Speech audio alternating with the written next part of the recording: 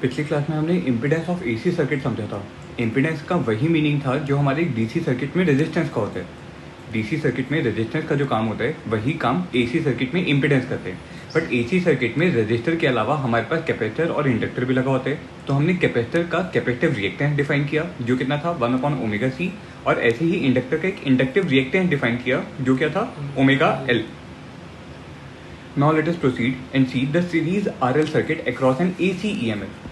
यहाँ पे आपके पास एक AC EMF सोर्स है V equal to V naught sin omega t, and through this series circuit a current I is passing in the circuit. अब जो हमारा सर्किट है उसमें रेजिस्टर लगा है और इंडक्टर लगा है, दोनों में से करंट क्या रहेगा? सेम। दोनों के अक्रॉस करंट क्या रहेगा? सेम। बट जो आपका इंस्टेंटेनियस पोटेंशियल जो है वो रजिस्टर और इंडक्टर के अक्रॉस डिवाइड हो जाएगा, स्प्लिट हो जाएगा या डिस्ट्रीब्यूट हो जाएगा, कुछ भी बोल दो आप उसे।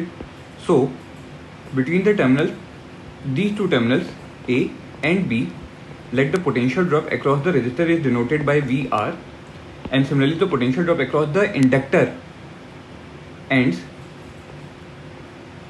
is denoted by VL.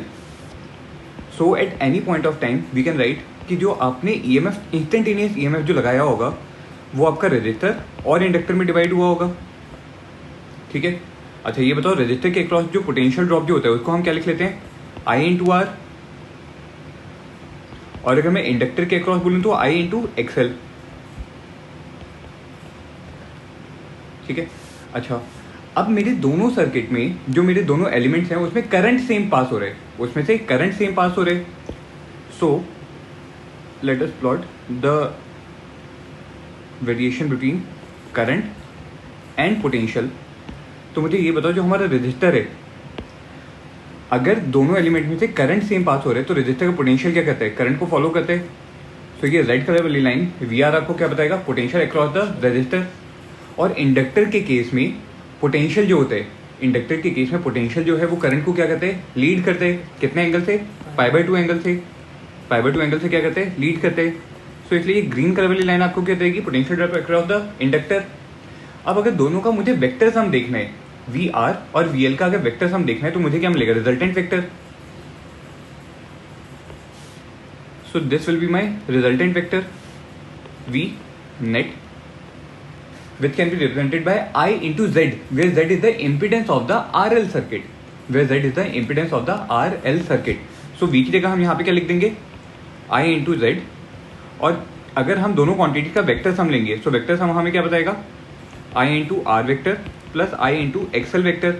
Now current in both the elements is same, so जो करंट वाली हमारी क्वांटिटी है वो क्या हो जाएगी? कैंसिल आउट हो जाएगी लेफ्ट हैंड साइड और राइट हैंड साइड में। और आपको इम्पिडेंस Z वेक्टर कितना मिलेगा? Z vector will be given by R vector plus XL vector। ठीक है। अगर आप Z वेक्टर का मैग्नीट्यूड निकालोगे, मतलब इम्पिडेंस अगर आप कैलकुलेट करोगे, so it will come out to be √R² plus XL²। समझ में आई बात? पक्का। साथ में अगर मैं इसका एंगल थीटा निकालूं, ये वाला एंगल थीटा निकालूं जहां पे मेरा नेट इम्पिडेंस या नेट वोल्टेज जो मेरा होगा, so that tan theta can be given by VL upon VR. VL can be written as I into XL and VR can be written as I into R। Numerator और denominator में I वाली quantity cancel out हो जाएगी। सो हमें यहाँ से theta कितना मिलेगा? tan inverse of XL upon R। ठीक है। तो हमें इन दोनों क्वांटिटी से ये पता चला सबसे पहले कि हमारा जो नेट वोल्टेज है वो करंट को क्या कर रहे हैं? लीड कर रहे हैं। क्योंकि मेरे दोनों एलिमेंट्स में से करंट सेम जा रहा था, इसलिए मैं नेट पोटेंशियल को करंट के रिस्पेक्ट में पढ़ूंगा। तो यहाँ पे मैं क्या बोलूंगा? In series RL circuit, in series RL circuit net potential leads current by angle theta. जो हमने थीटा भी यहाँ पे ऊपर कैलकुलेट किया है, इतने एंगल से क्या करे? लीड करे। या फिर मैं बोल सकता हूँ कि जो मेरा करंट जो है वो वोल्टेज को क्या करे? लैग कर रहे। करंट वोल्टेज को क्या करे? लैग कर रहे। सो मुझे ये बताओ यहाँ पे अगर वोल्टेज की इक्वेशन अगर दी हुई है V equal to V naught sine omega T, ऊपर देखो जो हमने सर्किट डायग्राम में जो वोल्टेज जो लिखा है वो क्या लिखा है? V equal to V naught sine omega T. दोबारा लिखो, वोल्टेज V क्या आपको गिवन है? V naught sine omega T. तो मुझे ये बताओ करंट की इक्वेशन को हम क्या लिख सकते हैं?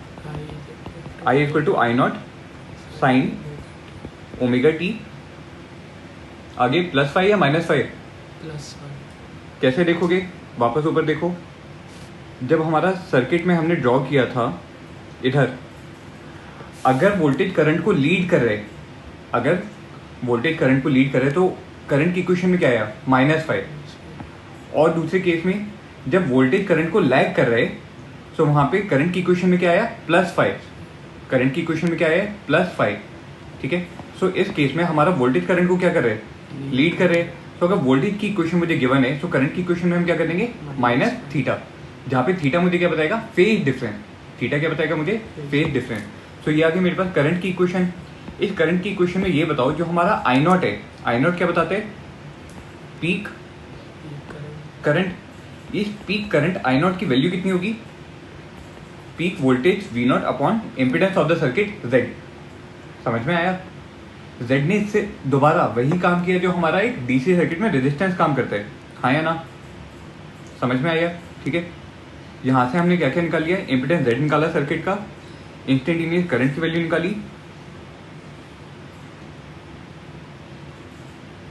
आगे देखते हैं।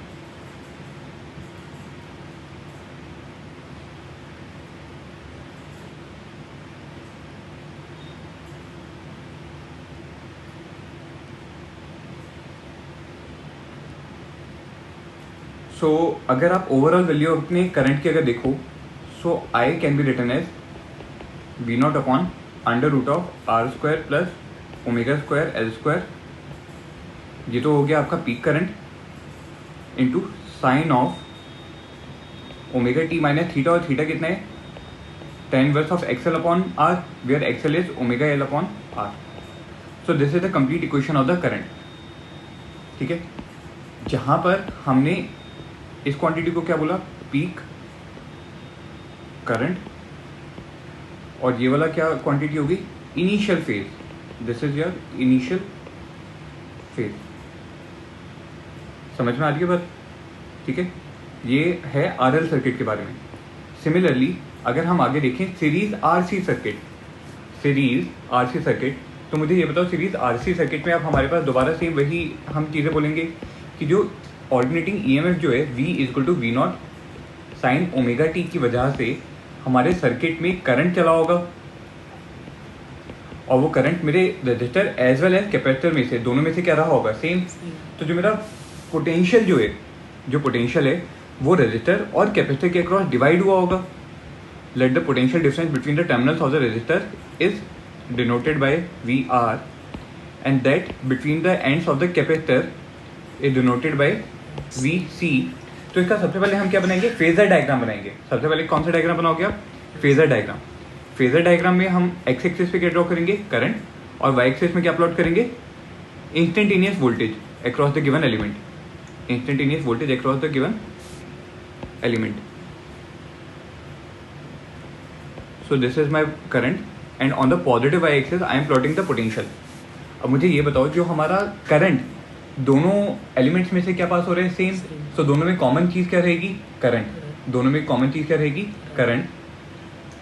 रेजिस्टर का पोटेंशियल जो है वो करंट को क्या करता है? फॉलो करता है, because in the case of purely resistive circuit voltage and current are in phase, दोनों साथ साथ वेरी करेंगे। So this green colour line along the X axis और along the current axis will give you the potential drop across the resistor, instantaneous potential drop across the resistor। अगला element कौन सा है हमारा? कैपेसिटर। कैपेसिटर के case में याद करो जब हमारे पास प्योरली कैपेसिटिव सर्किट होता था, सो वहां पे वोल्टेज करंट को क्या कर रहे हैं? लैग कर रहे हैं। करंट वोल्टेज को क्या कर रहे हैं? लीड कर रहे हैं, या फिर वोल्टेज करंट को क्या कर रहे हैं? लैग कर रहे हैं। कैपेसिटर के केस में वोल्टेज लैग करंट, या तो ये बोलो या फिर बोलो करंट लीड्स वोल्टेज, और कितने एंगल से करते हैं? 90 डिग्री से। सो वोल्टेज करंट को क्या कर रहे हैं? लैग कर रहे हैं। तो पीछे की तरफ इसका वेक्टर बनेगा VC, such that VC is lagging the current by an angle of 90 degree.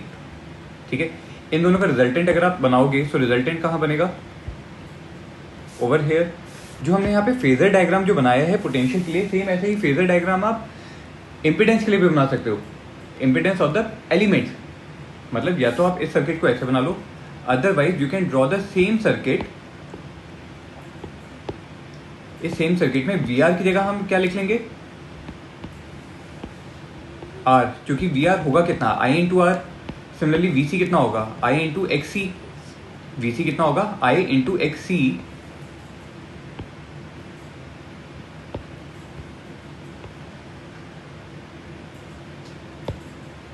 So in this case also I can write X C. जब मैं इम्पिडेंस का फेजर डायग्राम बना रहा हूँ, सो वहाँ पे मैंने potential drop across the resistor को आई इंटू आर की जगह सिर्फ आर लिख लिया। Similarly potential drop across the capacitor I into X C को सिर्फ और सिर्फ एक्स सी लिख लिया। सो जब मैं अपना वोल्टेज का फेजर डायग्राम बना रहा हूँ, तो वहाँ पे मेरे को रिजल्टेंट जो मिलेगा वो पोटेंशियल की टर्म्स में मिलेगा, वी इंस्टेंटेनियस। और जब हम इम्पिडेंस को ड्रॉ करेंगे, सो वहाँ पे हमें क्या मिलेगा, impedance of the circuit Z. The resultant will give you the impedance of the circuit, और उस इम्पिडेंस को हम किससे डिनोट करें, जेड से। ठीक है, एक्सी क्या है, कैपेसिटिव रिएक्टेंस।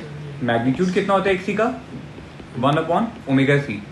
एक्सी का मैग्नीट्यूड कितना है, 1/ओमेगा सी। ठीक है, अब अगर हम अपनी इक्वेशन लिखें पोटेंशियल ड्रॉप की, so the instantaneous potential applied across the two elements will be divided among them. So V R plus V C के बराबर होगा। इंस्टेंटेनियस पोटेंशियल को हमने क्या लिख लिया, I into Z. Potential drop across the resistor is I into R, plus potential drop across the capacitor is I into X C. I term will cancel out on both the side. So आपके पास resultant Z vector कितना आएगा, R vector plus X C vector. और अगर मैं Z vector का magnitude, या अगर मैं इम्पिडेंस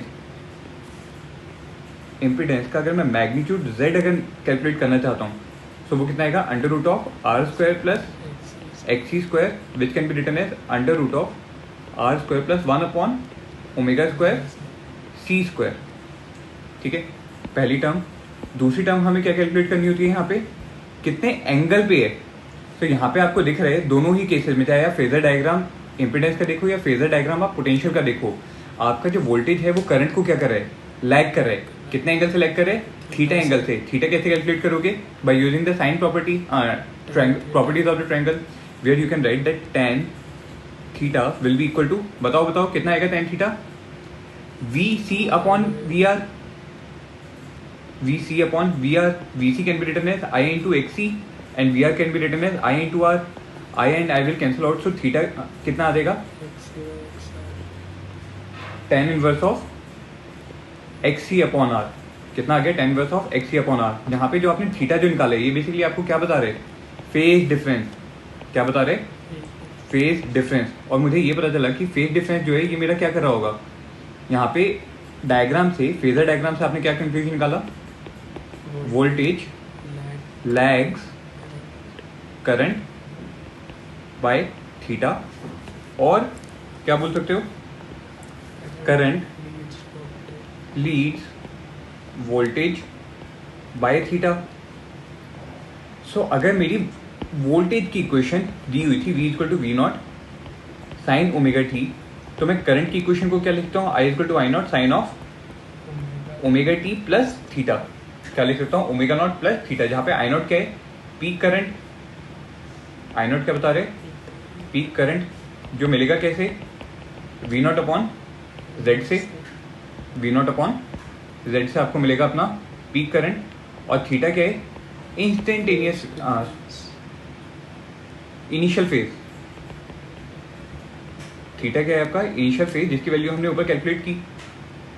ठीक है, तो अगर हम कंप्लीट करंट की इक्वेशन लिखे, सो आई कितना लिखेंगे, V not upon Z. Z क्या है, under root of R square plus X C square multiplied by sine of omega T minus theta. और थीटा कितना है, tan inverse of X C upon are.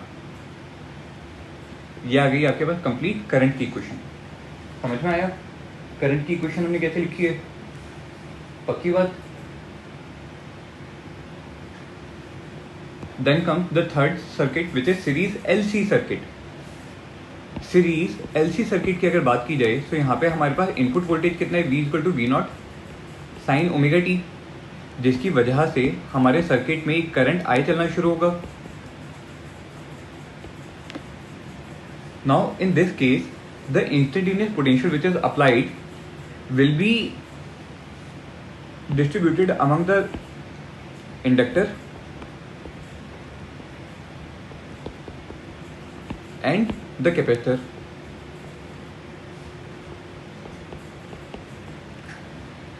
सबसे पहले हम क्या ड्रॉ करेंगे, फेजर डायग्राम.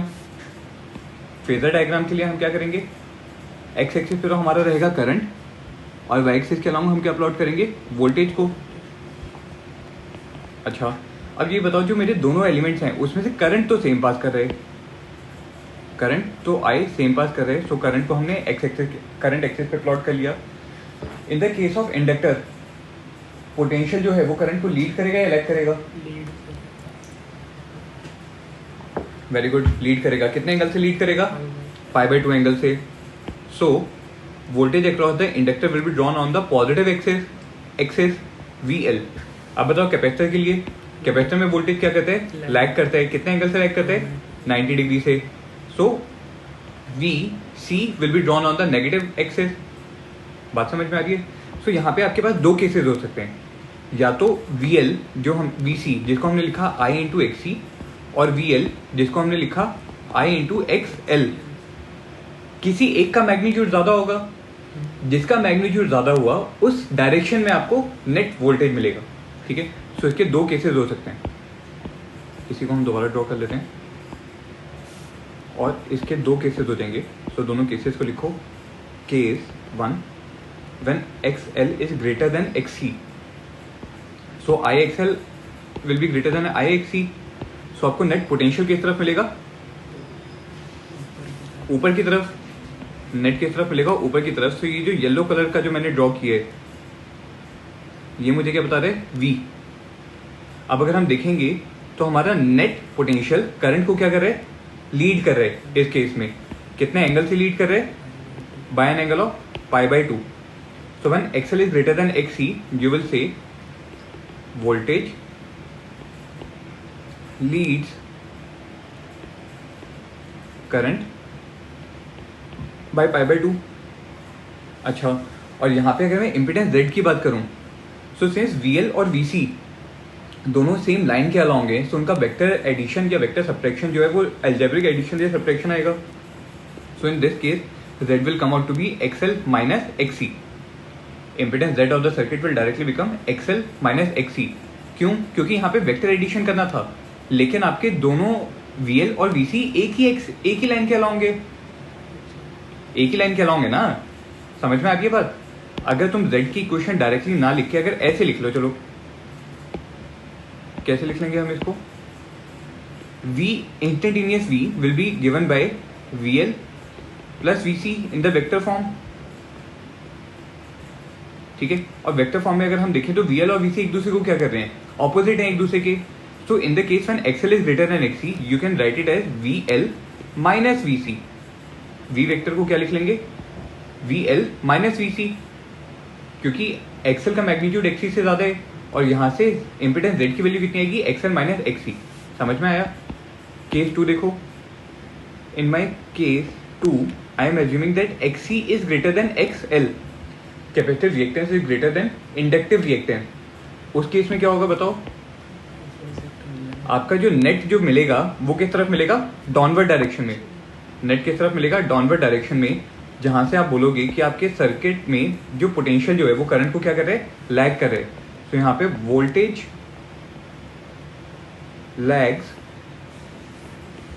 करंट कितने एंगल से, बाय π/2. जब हम यहाँ पे इंस्टेंटेनियस वोल्टेज की इक्वेशन लिखेंगे तो वो लिखी जाएगी क्या, VL vector plus VC vector. But XC was greater than XL, therefore I into XC will be greater than I into XL. मतलब potential drop across the capacitor is greater than potential drop across the inductor. So आपके पास net V कितना मिलेगा यहाँ पे, VC minus VL. कितना मिलेगा, VC minus VL, जिसकी वजह से impedance Z of the circuit will become equal to XC minus XL. समझ में आ रही है बात, पक्का, कोई दिक्कत तो नहीं. फेजर डायग्राम समझ में आ गए. अब किसी भी केस में अगर आपको करंट की इक्वेशन लिखनी होगी तो केस 1 और केस 2 के लिए करंट की इक्वेशंस अलग अलग हो जाएंगी. जैसे अगर हम पहले केस में देखें या दोनों ही केसेस में अगर मैं वोल्टेज V की इक्वेशन लिखूं, so that will be V equal to V naught sine omega T. In the case 1, current equation will be given by I is equal to I naught sine of current क्या कर रहा था voltage को पहले case में lag कर रहा था तो क्या लिखेंगे omega T minus pi by to. और सेकंड केस में हमारा करंट वोल्टेज को क्या कर लीड कर रहे हैं तो वहां पे हमने करंट की इक्वेशन को क्या लिखा I is equal to I not sine of omega T plus pi by two. जहाँ पे आई नॉट की वैल्यू कितनी होगी वी नॉट बाई जेड और यहाँ पे जेड की वैल्यू कितनी होगी X L minus X C. Second case में आई नॉट पीक करंट कितना लिखोगे same V not upon Z लेकिन वहां पे जेड की वैल्यू कितनी होगी X C minus X L. समझ में आया पक्का. अब देखते हैं हमारे एक सर्किट में जहाँ पे रेजिस्टर इंडक्टर और कैपेसिटर तीनों एक साथ लगे होंगे और उन तीनों को सीरीज कॉम्बिनेशन को मैंने एक AC input V equal to V naught sine omega T के अक्रॉस लगा दिया.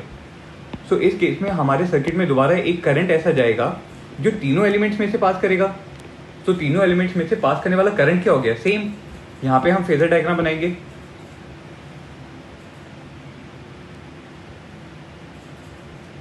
In this case, I am assuming that the magnitude of XL is greater than XC. Magnitude of XL is greater than that of XC. मतलब omega L is greater than 1 upon omega C. मतलब omega is greater than 1 upon under root LC. जब भी आपके पास frequency कुछ इतनी होगी कि वो 1 अपॉन अंडर रूट LC से ज़्यादा हो उस केस में क्या होगा. देखो सर्किट डायग्राम. हमारा करंट जो है तीनों एलिमेंट्स में से सेम पास कर रहे हैं. सो करंट एक्सेस पे हम पिंक कलर से अपना करंट को ड्रॉ कर देंगे.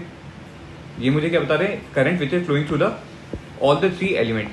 अब सबसे पहले रजिस्टर के अक्रॉस अगर मैं पोटेंशियल ड्रॉप लिखूं सो पोटेंशियल ड्रॉप करंट को क्या करते हैं फॉलो करते हैं. सो रेड कलर का कर्व मुझे क्या बताएगा वी आर. रेड कलर वाला कर्व क्या बताएगा मुझे V R. So this will give me V R. Then comes inductor. Inductor के अक्रॉस जो पोटेंशियल ड्रॉप जो है उसको मैं ग्रीन कलर से ड्रॉ कर रहा हूँ जो कितना है वी एल. इंडक्टर के केस में पोटेंशियल करंट को क्या कहते हैं लीड करते हैं. कितने एंगल से लीड करते हैं by an angle of pi by two. So this green colour line along the potential axis will give me V L. And third one is the potential drop across the capacitor जिसको orange colour से drop कर रहा हूँ. इसको denote क्या किया we सी. अगर XL का मैग्नीट्यूड एक्सी से ज्यादा है तो यहां से आप क्या लिख सकते हो वी एल का मैग्नीट्यूड वी सी से ज्यादा होगा. सो वेक्टर फॉर्म में हम वी सी को छोटा ड्रॉ कर देंगे. ठीक है. जहां पे नेगेटिव साइड पे जो मैं ड्रॉ कर रहा हूं वो क्या ड्रॉ कर रहा हूं वी सी. ठीक है. अब अगर देखो तो इंडक्टर के अक्रॉस पोटेंशियल ड्रॉप और कैपेसिटर के अक्रॉस पोटेंशियल ड्रॉप दोनों एक दूसरे की क्या है ऑपोजिट डायरेक्शन में. नेट कितना बचेगा नेट बताओ कितना बचा अपवर्ड डायरेक्शन में बचेगा नेट. और कितना आएगा V L minus V C. V L minus V C. और V L minus V C V R से परपेंडिकुलर डायरेक्शन में. V L minus V C V R से परपेंडिकुलर डायरेक्शन में. सो इसका रिजल्टेंट अगर आपको निकालना होगा सो वो आपका वेक्टर सम से निकलेगा. समझ में आ गई बात पक्का. So this will be my V. अगर अब हम अपनी ओम्स लॉ की इक्वेशन लिखें so V vector will be given by V L vector plus V C vector plus V R vector. V vector को हम क्या लिख लेंगे I into Z will be given by I into XL vector plus I into X C vector plus I into R vector. Current I left hand side और right hand side तीनों जगहों पे क्या हो जाएगा कैंसिल आउट हो जाएगा. सो आपके पास इम्पिडेंस जेड वेक्टर कितना आएगा XL minus XC vector plus R vector. Now depending upon the magnitude of XL and XC, either the net voltage can lead the current or it can lag the current. ठीक है. कितने angle से lead या lag करेगा से for example angle theta से. तो सबसे पहले तो इम्पिडेंस Z का अगर मैं मैग्नीट्यूड निकालूं अगर मैं सिर्फ मैग्नीट्यूड निकालूं सो मैग्नीट्यूड कितना आएगा यहाँ से under root of R square plus XL minus XC का whole square which can also be written as r square plus omega l minus 1 upon omega c to the whole square. ये तो आपको मिल जाएगा impedance of the circuit. समझ में आया impedance of the circuit कितना मिला. ठीक है. अगर आपको इम्पिडेंस मिल गया तो आपको पीक करंट मिल जाएगा क्योंकि पीक करंट को आप डायरेक्टली क्या लिख सकते हो, बोलो? Peak current can directly be given by I naught is equal to V not upon Z. अगर आपको जेड का मैग्नीट्यूड पता है तो आपको पीक करंट की वैल्यू पता चल गई, ठीक है। फिर आपका बचता है फेज निकालना। सो जो फेज एंगल फाई जो है या थीटा जो है, थीटा क्या आएगा, tan इनवर्स ऑफ, देखो अगर हम थीटा की बात करें तो वो क्या होगा, परपेंडिकुलर अपॉन बेस। परपेंडिकुलर कितना है, X L minus X C, base कितना है, R. So either you can write theta is equal to tan inverse of V L minus V C upon R, which can also be written as tan inverse of X L minus X C upon R, ठीक है। सो in general आपके पास theta कितना आ गया, tan inverse of X L minus X C upon R. Now if X L is greater than X C, so आपके पास theta क्या आएगा, पॉजिटिव। सो उस केस में वोल्टेज जो है वो करंट को क्या करेगा, लीड करेगा। वोल्टेज करंट को क्या करेगा, लीड करेगा, कितने एंगल से, थीटा एंगल से।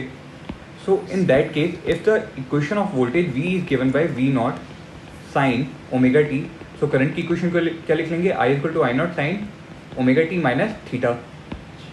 ये तो है आपका केस नंबर 1। और case number 2, if X C is greater than X L, so उस केस में थीटा आपका क्या निकलेगा, नेगेटिव। तो आप क्या बोलेंगे, वोल्टेज लैग्स करंट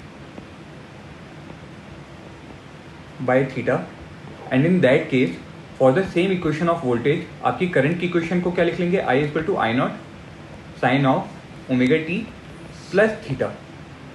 समझ में आई बात, पक्की बात? तीनों चारों हमने रिलेशन समझ लिए अच्छे से। आगे देखें। So now comes the phase relation in the series RLC circuit. Series RLC circuit में हमने तीनों चीज देख ली। सबसे पहले तो हमने इम्पीडेंस Z कैलकुलेट कर लिया, कितना होगा, XR square plus XL minus XC to the whole square. Individual values put करेंगे तो आपको इम्पीडेंस Z की वैल्यू मिल जाएगी, और वहां से हम अपने इंस्टेंटेनियस करंट के इंस्टेंटेनियस पोटेंशियल की इक्वेशन को लिख सकते हैं।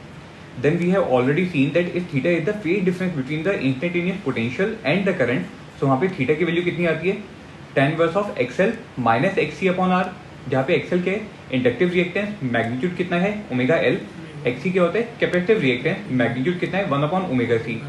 सो इन the case when omega L is greater then 1 upon omega C, सो वहाँ पे हम क्या बोलेंगे, वोल्टेज ने क्या किया, लीड किया, वोल्टेज ने लीड किया करंट को, ठीक है। And when omega L is lesser than omega C, तो हमने क्या बोला कि वोल्टेज लैग्स करंट। समझ में आई बात, पक्का? और तीसरा केस जब हमारा ओमेगा एल ओमेगा सी के बराबर हो गया, when XL become equal to XC, इसका मतलब क्या है, XL become equal to XC, so उस केस में ओमेगा की वैल्यू कितनी आएगी, 1 upon under root L C, और उस पर्टिकुलर ओमेगा को हमने डिनोट किया ओमेगा नॉट से, और इस ओमेगा नॉट को हम बोलते हैं रेजोनेंट फ्रीक्वेंसी। इसको हमने क्या नाम दिया, रेजोनेंट फ्रीक्वेंसी। रेजोनेंट फ्रीक्वेंसी क्यों बोला, क्योंकि अगर आप यहाँ पे करंट आई को देखोगे, अगर हम करंट आई को अगर देखें तो आई कितना था, वी नॉट अपॉन जेड, और जेड कितना था, under root of XL square, under root of X R square plus XL minus XC to the whole square. यहाँ पे z की वैल्यू कितनी थी, दोबारा देखो, under root of R square plus XL minus XC to the whole square. In this particular case when XL is equal to XC, आपका impedance z क्या हो जाएगा, मिनिमम हो जाएगा, और इस मिनिमम z की वैल्यू कितनी आएगी, आर। जब इम्पीडेंस मिनिमम हो गया, जब इम्पीडेंस क्या हो गया, मिनिमम हो गया, तो उस केस में जो पीक करंट है आई नॉट, वो अपनी मैक्सिमम वैल्यू पे पहुंच गया होगा, और की मैक्सिमम वैल्यू आई कितनी होगी, वी नॉट अपॉन आर। दोबारा देखो, जो हमारा सर्किट में इम्पीडेंस Z जो है वो क्या है, R square plus under root of XL minus XC का होल स्क्वायर। अब यहाँ पे अगर हम देखें, सो इम्पीडेंस Z की वैल्यू मिनिमम कब होगी, सिंस अंडर रूट के अंदर सारी क्वांटिटीज क्या आएंगी, पॉजिटिव आएंगी, क्योंकि स्क्वायर हो रहे हैं। सो Z की मिनिमम वैल्यू तब मिलेगी जब उनमें से कोई एक टर्म क्या हो जाए, जीरो हो जाए। यहाँ पे जीरो होने का स्कोप किसके पास है, एक्सएल और XC. When XL will become equal to XC, तो वहां पे आपका इम्पीडेंस Z क्या हो जाएगा, मिनिमम हो जाएगा। इम्पीडेंस Z का मिनिमम होने का मतलब क्या है कि हमारे सर्किट में जितने भी एलिमेंट्स लगे हैं उन सब ने रेजिस्टेंस जो प्रोवाइड किया वो क्या हो गया, कम। सो करंट उस केस में क्या हो जाएगा, मैक्सिमम। करंट उस केस में क्या हो जाएगा, maximum. So only for a particular frequency omega, क्योंकि जैसे ही आपने अपने सर्किट में एक इंडक्टर लगाया उसका इंडक्टेंस एल कांस्टेंट हो गया, कैपेसिटर लगाया तो उसका सी कांस्टेंट हो गया। वेरिएबल आपके हाथ में क्या बचा, सिर्फ और सिर्फ ओमेगा को वेरी करना। ओमेगा को आप अलग अलग करते गए, एक पर्टिकुलर ओमेगा ऐसा आया जब omega L becomes equal to 1/ओमेगा C, और उस ओमेगा को हमने क्या नाम दिया, रेजोनेंट फ्रीक्वेंसी। उस रेजोनेंट फ्रीक्वेंसी में हमारा करंट क्या हो गया, मैक्सिमम। करंट क्या हो गया, मैक्सिमम। तो यहाँ पे देखो हमने वाई एक्स एक्सिस पे क्या प्लॉट किए, वेरिंग ओमेगा को, और वाई एक्सिस पे क्या प्लॉट किए, पीक करंट आई नॉट को। सो जैसे जैसे आप अपने ओमेगा को चेंज करते जाओगे, एक कंडीशन ऐसी आएगी, एक कंडीशन ऐसी आई जब हमारा ओमेगा नॉट के कॉरस्पॉन्डिंगली करंट जो था वो क्या हो गया, मैक्सिमम हो गया। ठीक है, उसके दोनों साइड पे करंट हमेशा क्या है, लेसर है। अगर हम ओमेगा नॉट से कम वैल्यू पे देखें, किसी भी रैंडम वैल्यू पे देखें, omega laser than omega naught, तो आपका करंट क्या है, लेस देन पीक करंट। और अगर मैंने फॉरवर्ड डायरेक्शन में कोई भी वैल्यू देखी, omega greater than omega naught, so उस केस में भी मेरे पास करंट जो आया वो पीक करंट से क्या आया, कम आया। सो पीक करंट आपको सिर्फ और सिर्फ एक केस में मिलेगा, जब आपकी फ्रीक्वेंसी रेजोनेंट फ्रीक्वेंसी के बराबर हो जाए, और ये रेजोनेंट फ्रीक्वेंसी एक सर्किट के लिए कांस्टेंट रहते हैं, क्योंकि हमारे पास रेजोनेंट फ्रीक्वेंसी जो ओमेगा नॉट जो आई है वो कितनी आई है, 1/LC। कितनी आई है, 1/LC। वहां पे इंडक्टर का इंडक्टेंस एल और कैपेसिटर का कैपेसिटेंस सी, दोनों क्या है, कांस्टेंट। इसलिए जैसे ही एक सीरीज RLC सर्किट में आप तीनों एलिमेंट्स को लगाओगे, उसका रेजोनेंट फ्रीक्वेंसी क्या हो जाएगा, फिक्स हो जाएगा। समझ में आया?